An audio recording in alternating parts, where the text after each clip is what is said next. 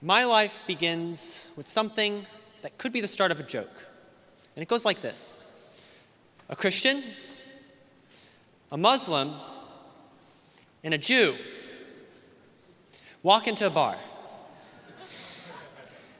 I know historically the setup is a little bit dicey, but this time was a little bit different. This time, the Christian married the Muslim, and they had a daughter. That daughter grew up Christian until she met the Jew, converted to Judaism, married the Jew, and had a son. 22 years later, that son is standing here with all of you graduating from Harvard University.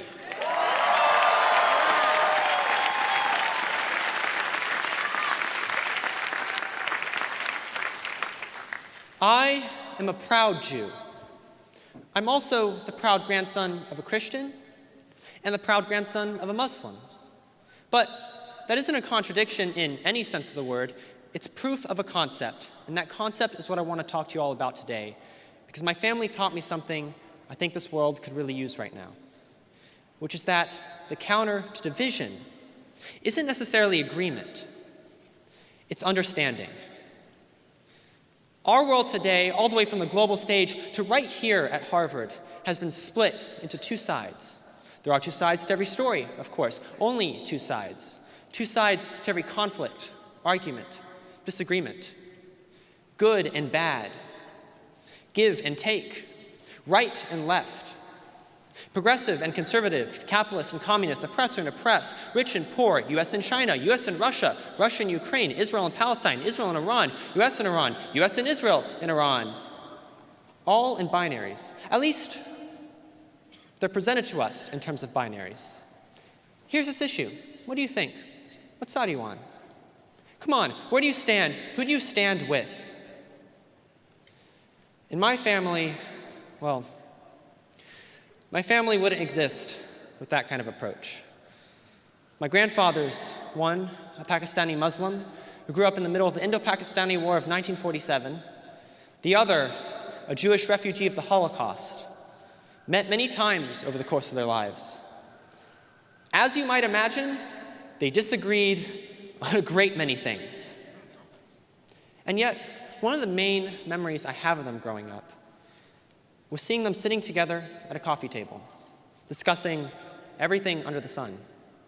And when they weren't in close proximity, I remember hearing their voices over the phone as they called my parents, always remembering at the end of each call to ask about the other, how they were doing, what were they up to.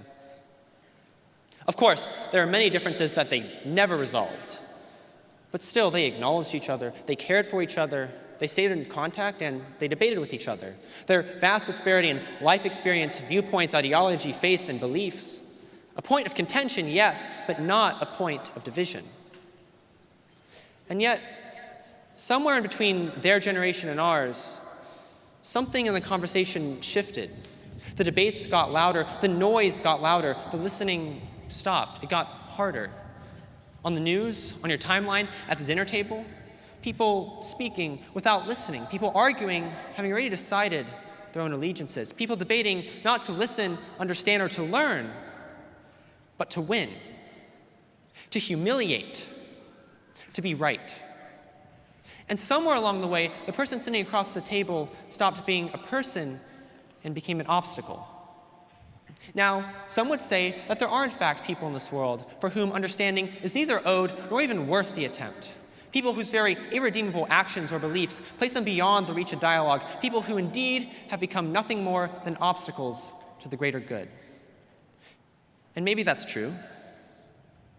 Well, my grandfathers survived the atrocities of war and worse, and they knew better than anyone that people can do monstrous things. They also knew the most terrifying fact of all, which is that the peoples doing those monstrous things, they were human. Not forgivable, not necessarily redeemable, but human, terrifyingly so. And it's precisely because of that human capacity that understanding them mattered. Dialogue still mattered. Not necessarily dialogue in the sense of extending grace or providing a platform, but again, understanding. Asking, how did they get to this point? How did they reach this conclusion? Why do they believe this? Asking these questions in this context holds a light up to the darkest parts of what it means to be human, and as such, we have to grapple with them. But such questions, necessary questions, important questions, are not only reserved for the darkest parts of human history. If such questions of understanding, why do they believe this? If such questions of understanding matter that much at that extreme of humanity, how much more do they matter for the people sitting around you right now? For that family member at Thanksgiving that you stop bringing certain topics up around. For that person on the internet that says things from a viewpoint that seems kind of unimaginable sometimes. For that student in section that you smiled at once and said, "Interesting point," and then went back to your dorm and complained about to your roommate. Or for that one friend that you started to phase out because they said some things once that just didn't sit quite right with you. Take about 8 billion of those people, put them together, and you get our world. Many of us who come to Harvard have dreams of changing the world, of leaving an impact. But you cannot change a world that you refuse to understand, to talk to. You cannot convince someone of something if you do not understand them first. Peace through understanding can survive conflict, while peace through agreement lasts only as long as everyone keeps agreeing. In most cases, understanding is difficult. Sometimes you have to fight for it. Sometimes you have to fight yourself and your own beliefs first before you can truly achieve it. It takes effort.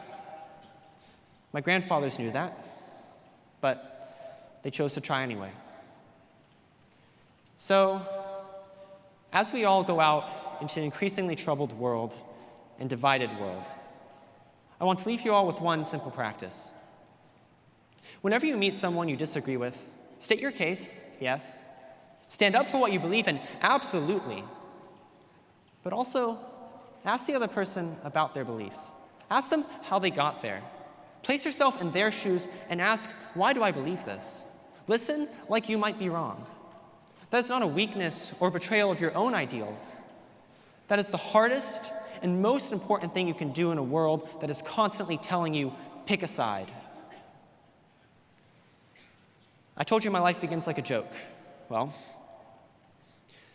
my Muslim grandfather was buried facing Mecca. My Jewish grandfather was buried in accordance with Jewish law. My Christian grandmother was buried with the cross. In a way, the punchline never really came. There was no resolution to the setup. They were all very stubborn, and they held on to their own ideals and traditions until the very end. But still, they respected each other, they chose each other, and at the end of the day, they were proud to be of one family. Look around you right now. Look at the people around you. The person to your right, the person to your left.